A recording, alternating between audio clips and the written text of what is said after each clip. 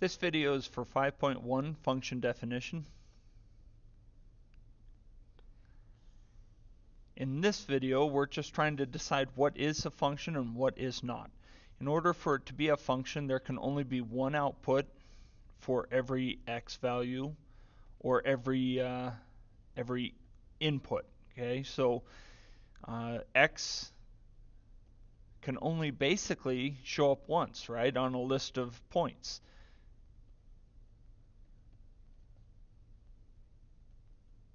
X can only show up once. Now, that's not always the way, but that's the easiest way to remember it. Every x can only have one answer. Basically, if you think about it, every question can only have one answer, so every x can only have one y, or one answer. Okay, so let's look at these. Here are my x's. These are x, comma, y.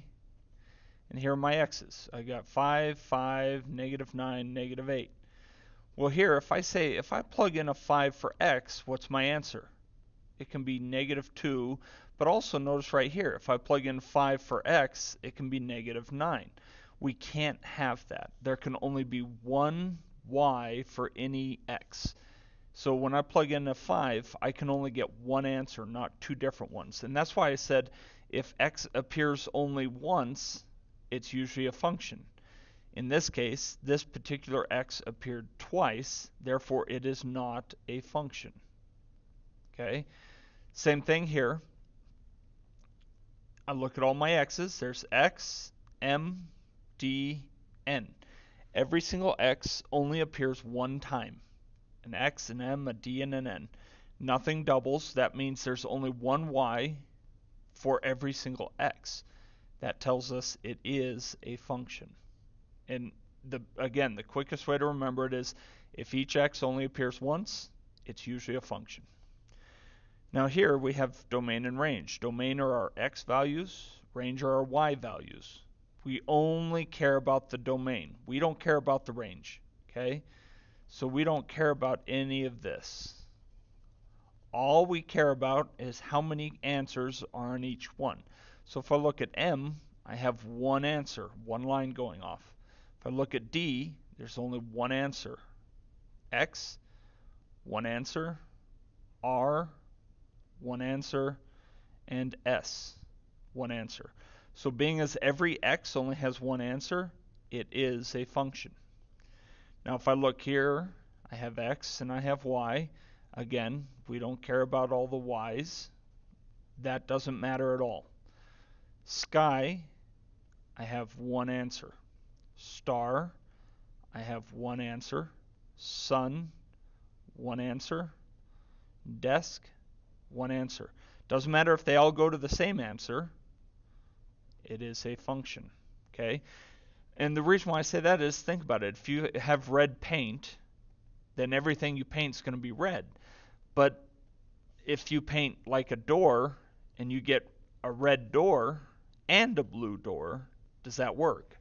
No, because you used red paint. So you should only get a red door. Number 2, it's exactly the same.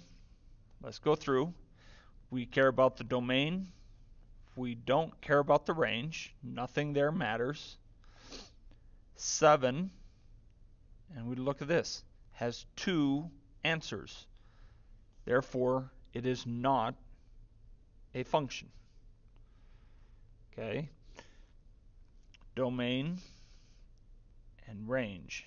W has one answer. K has one answer. T has one answer.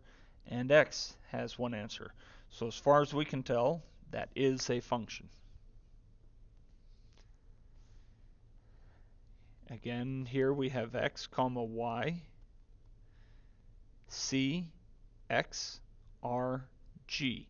Nothing repeats. Every x only appears once. That tells me it is a function. -5, -7, -6, -2. Every x only appears one time, so it is a function.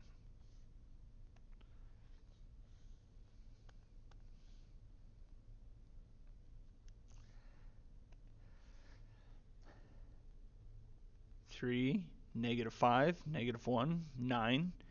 Every x only appears once, therefore it is a function.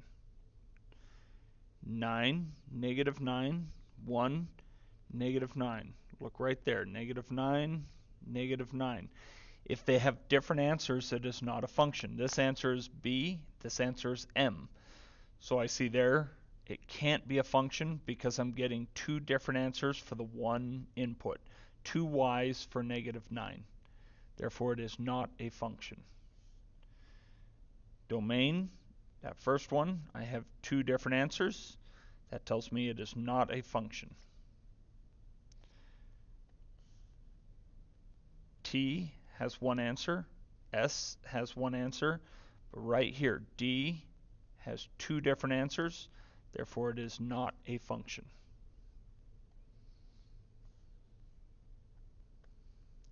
Number 4. In this one, we're being asked to do the vertical line test. In the vertical line test, we're just simply trying to decide if, in fact, each x only has one answer, basically.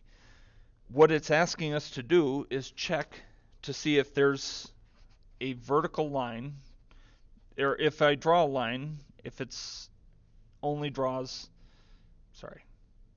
if I draw a vertical line, will it only hit that answer once? Or will it hit it twice?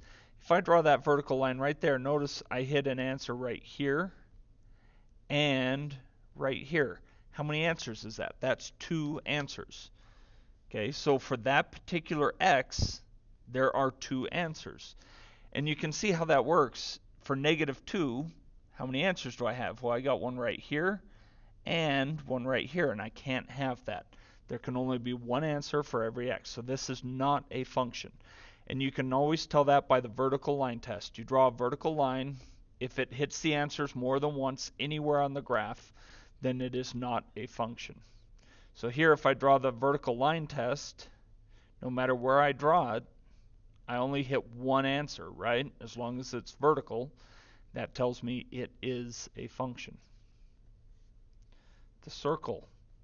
Anywhere I draw a vertical line test, I'm always hitting 2 different answers. 1, 2, or 1, 2, and so on. So that tells me it is not a function. You can only have one answer for every x. Here, -5 has one answer. 0 has one answer.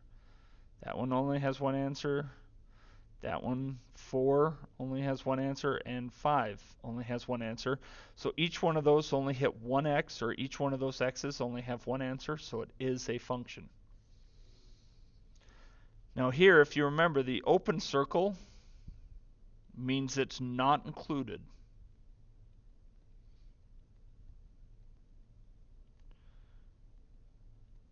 Okay, and a filled in circle means it is included. So in this case, in this particular x, this answer is not included, but this one is. So there's one answer. No matter where I draw those lines, vertical lines, or no matter which x I check, there's only ever one answer, and that tells me it is a function. And this last one right here, if I go to -4, 0, 1, but look right here, if I go to 2, I have 2 answers. I can't have 2 answers. So that tells me it is not a function.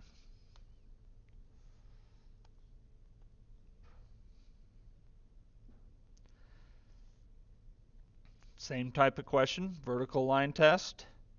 It hits at 2 different places. Therefore, it is not a function. Right here, if I do the exact same thing, a vertical line test, I hit twice, and that tells me it is not a function. And here one more time, vertical line test, it fails the vertical line test, not a function. -4, if you look, I have 3 different answers for -4. So it's not a function. Here, -5 only has one answer, one answer, one answer. -1 only has one answer, 0 only has one answer, and 1 has one answer. That tells me it is a function. And right here, if I draw a vertical line anywhere, it'll only hit the answer once, so it is a function.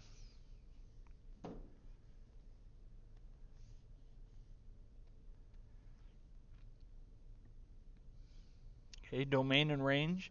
Domain means that I only want my x values listed, and range are my y values. And if you look here, we have these x comma y, where this is my x right here. So now I need to list those, and you always list domain and range in order from smallest to biggest. So what's my smallest x value? Right there at -7. So inside the brackets, I'm going to type -7. What's my next smallest? 8. They're both 8, so I only need to list it once. Don't list it twice. And that's your domain. So what is my range? My range are all my y's. I have -6, -5, and 8. So inside the brackets, -6, comma, -5, and 8. And those are all my possible ranges.